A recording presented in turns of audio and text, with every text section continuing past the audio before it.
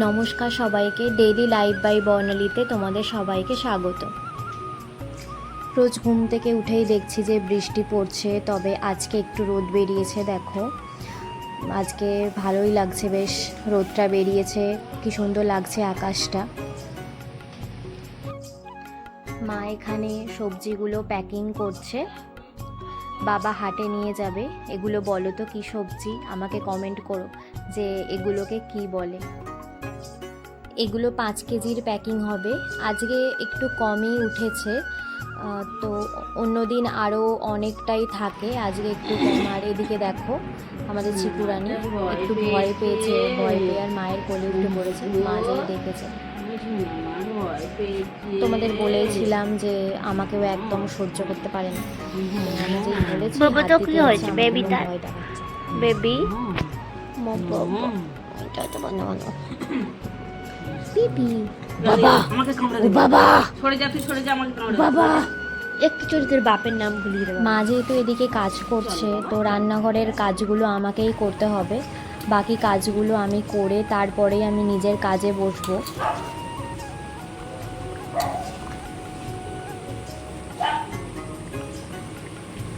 এখনো হবে তরকারিটা, জলটা অনেকটাই রয়েছে, তো ঢাকা দিয়ে দিচ্ছি। এ জানো তো কালকে সারা রাত কেঁদেছে, মানে অন্য একটা কুকুর এসে ওকে পায়ে এমন কামড়ে দিয়েছে, মানে খুবই ও বোধহয় কষ্ট পাচ্ছিল, তাই সারা রাত ও মানে কেঁদেছে।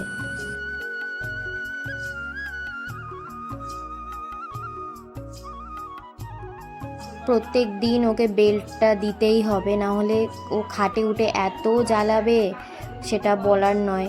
মানে আমি মাথায় বালিশ যদি দিয়ে থাকি সেটাকে ধরে টেনে দেবে, তারপরে তো চেল্লাতেই থাকে, মানে বেল্ট ওকে দিতেই হবে আর কি।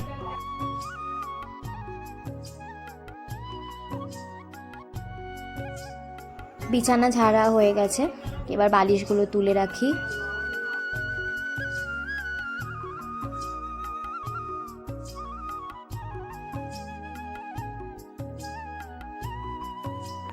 ঘরটা এবার ঝাড় দিয়ে নিই ভালো করে। চারিদিকে চিকুর একটু লোম ভর্তি আছে এখন, এই টাইমটা একটু লোমটা ওঠে, তাই জন্য একটু চারিদিকে লোমটা থাকে। তবে এই জিনিসটা অনেকে পছন্দ করে না, কিন্তু আমাদের কিছু করার নেই, ও আমাদের সবার আগে। আর যারা ওকে পছন্দ করে না তাদের আমার কিছু বলার নেই। যখন আমি ওকে নিয়ে এসেছিলাম তখন আমার বাড়িতে কেউ জানতো না, আর আমার মাও তখন খুব রাগারাগি করছিল। তবে যত দিন গেছে মানে এখন আর কেউ কিচ্ছু বলে না, আর ও তো আমার মাকে ছাড়া আর কিছু বোঝে না, আর আমাকে তো পছন্দ করে না বলেইছি। আমার মা বাবাই ওর এখন সব। মা যদি বাড়িতে না থাকে বারান্দায় চুপ করে বসে থাকবে, মায়ের জন্য অপেক্ষা করবে, কিন্তু আমি যদি বাইরে বেরোই তাহলে ও নিশ্চিন্তে ঘুমায়, ওর আমার প্রতি কোনো চিন্তা নেই।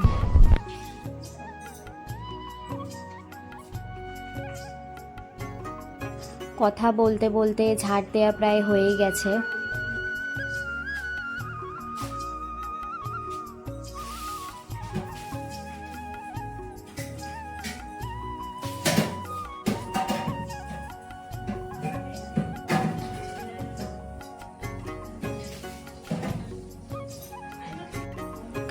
এই যে ব্যাগটা দেখছো, সামনেই 15ই আগস্ট, তো তার জন্য আমার বাবা ফ্ল্যাগ আর আরও কী সব এখন ব্যবহার করে সাইকেলে, তো সেগুলো সব আমার বাবা মানে প্রত্যেক বছর বিক্রি করে, তো সেগুলোই নিয়ে এসেছে, একটু পরে আবার নিয়ে যাবে দোকানে।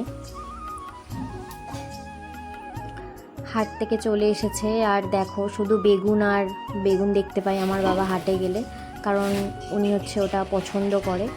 এই যে এবার এই সব জিনিসপত্রগুলো দোকানে নিয়ে চলে যাচ্ছে। যতবার বাইরে বেরোবে ততবার চিকুকে ডাকবে, আবার বাড়ি আসবে সেই রাস্তা থেকে ডাকতে থাকবে চিকু চিকু করে। এই যে মা কাজ করছে, বুঝতে কি পারছো এটা কি বানাচ্ছে? কমেন্ট করো দেখি কে কে বলতে পারো যে এটা মা কি বানাচ্ছে। আমি কমপ্লিট হয়ে যাওয়ার পরেই তোমাদের সাথে শেয়ার করব যে এটা কি বানাচ্ছে মা। এবার চলে এলাম রান্নাঘরে, এই জানলাটা আমি রং করব। পুরো মানে রান্নাঘরটাই আমি অন্যরকম করার চেষ্টা করছি, কিছু ওয়াল স্টিকার বা কি বলে জানি না ওটাকে, তো আমি অর্ডার করেছি, আসতে একটু লেট হবে।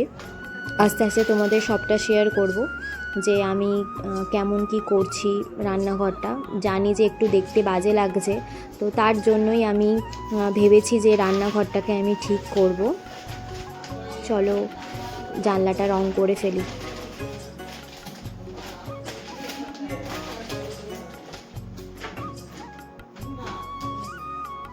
ভালো করে পেপারগুলো দিয়ে দিলাম, রংটা যখন দেব তখন নিচে পড়বে, আর গ্যাসটা তো এখান থেকে সরাতে আমি পারছি না, তাই জন্য আগে ভালো করে মুছে নিচ্ছি, তারপরেই আমি রং করব। আমার কাছে প্রাইমার রং রয়েছে, তো প্রাইমারটা আগে লাগিয়ে নেব, তারপরে আমি রং করব।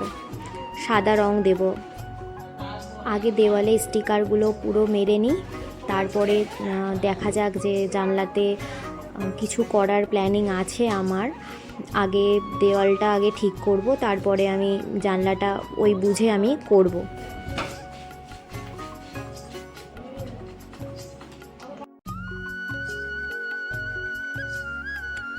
এই যে এখন লাগাচ্ছি প্রাইমার, ভালো করে লাগিয়ে নিচ্ছি। এটা করতে গিয়ে এত হাতে ব্যথা করছিল, মাঝে মধ্যে একটু একটু রেস্ট নিয়ে নিয়ে তারপর আমি কাজটা করছিলাম।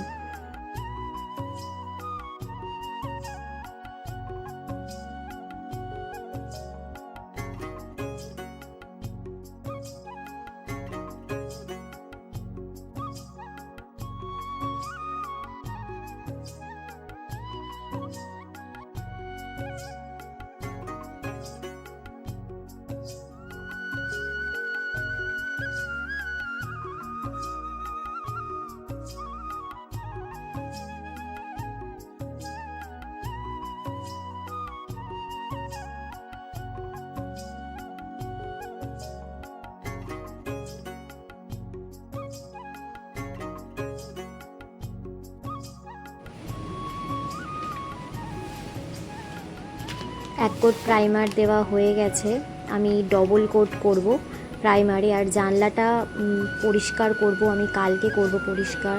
তারপরে আমি স্নান করে চলে এসেছিলাম ঘরে, তো এই যে মা ভাত বেড়ে নিয়ে চলে এসেছে।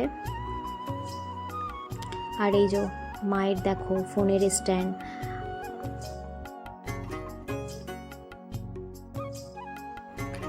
আজকে এই যে ডাটার তরকারি, কি ডাটা আমি জানি না, মাছ আর হয়েছে ডাল আর বেগুন ভাজা। তারপরে পেয়ারা কেটে নিয়ে এসেছিলাম, লবণ মাখিয়ে নিচ্ছি। দুপুরে 1-2 ঘন্টার জন্য রেস্ট নিয়ে তারপর উঠে পড়েছিলাম। এই যে কলকার খাতা, এটা আমি ভিডিও বানাবো বলে সব কিছু রেডি করেছি, কিন্তু আমার ফোনের স্টোরেজ ফুল হয়ে গেছিলো। আমি 2 দিন ধরে ভিডিও বানাতে পারছি না, কি সমস্যা হচ্ছে জানি না। সব ডিলিট করে দিয়েছি, তাও এমনটা হচ্ছে। তো এই যে হাফটা হয়েছে কাজ, এখনও কাজ বাকি।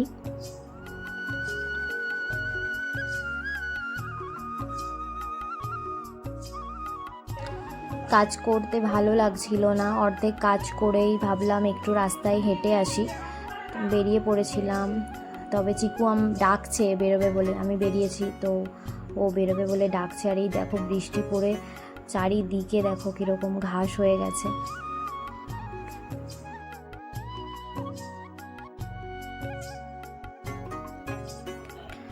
মহারানী চেল্লাচ্ছে, তো চলো ওকে একটু নিয়ে আসি রাস্তায়।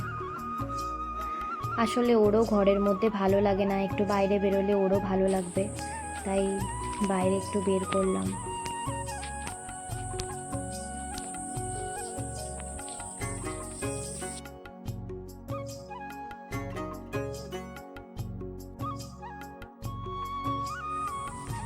কে আসছে রে? এই যে দাদাটা আসছে না, ও দাদাটাকে দূর থেকে দেখেই ঠিক বুঝতে পারে, আর একদম কথা বলতে পারে না, কেন আমি জানি না।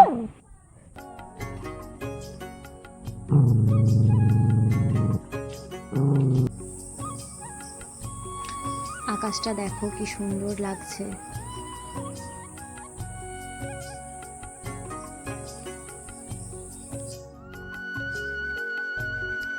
অনেকটাই কাজ করে ফেলেছে।